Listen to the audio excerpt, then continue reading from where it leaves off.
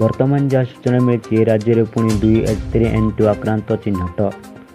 सूचना अनुजाई भुवनेश्वर राज्य में पुणी 2 जन H3N2 आक्रांत चिन्हट होती।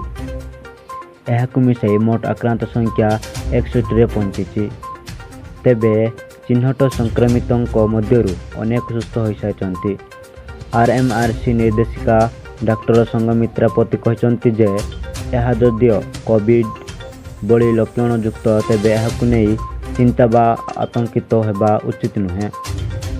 विभिन्न सरकारी डाक्तरखाना आसुथिबा नमूनार परीक्षा RMRC रे करा जाउची। वर्तमान राज्य में यह ग्राफ तलमुहा होइतिबा जଣା पड़ुची। तापमात्रा वृद्धि सहित संक्रमण ह्रास पाइब बोली से कहते।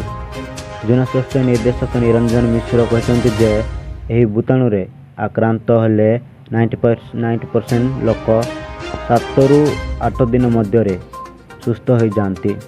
पिलामाने विद्यालय में मिलमिशी रोथिबारु जनक हेले अन्य जनक शीघ्र आक्रांत करिबार संभावना रही। जार लक्षण देखाଯିब तांकु तुरंत परीक्षा करने को कहुଯାଇଛି।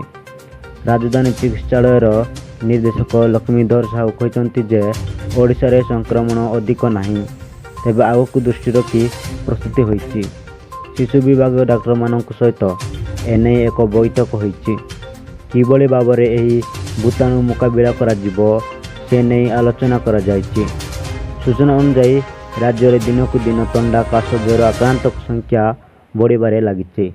देश में H3N2 भूताणु आक्रांत मृत्यु संख्या वृद्धि घटी। तेणु कोरोना संक्रमण वृद्धि पर नजर रखा परीक्षा निरीक्षण चिकित्सा टीकाकरण और कोरोना नियम पालन उपर गुरुत्व दि जाउछि। हाथ धोइबा और कोरोना नियम पालन पर लोकों को सचेतन करा जाउछि।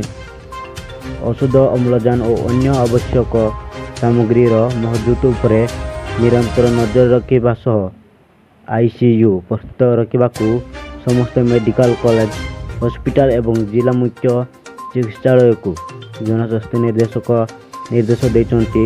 मूलराजों रिपोर्ट ओडिशा न्यूज।